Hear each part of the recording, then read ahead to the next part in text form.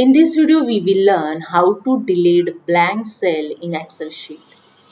So let's start this in my Excel sheet. I have here some data, but in this data I have some blank cell. So I'm going to delete this all blank cell in one click. So let's see how it's done. First, select your full data, press the Ctrl A, then press the Ctrl G to go to option.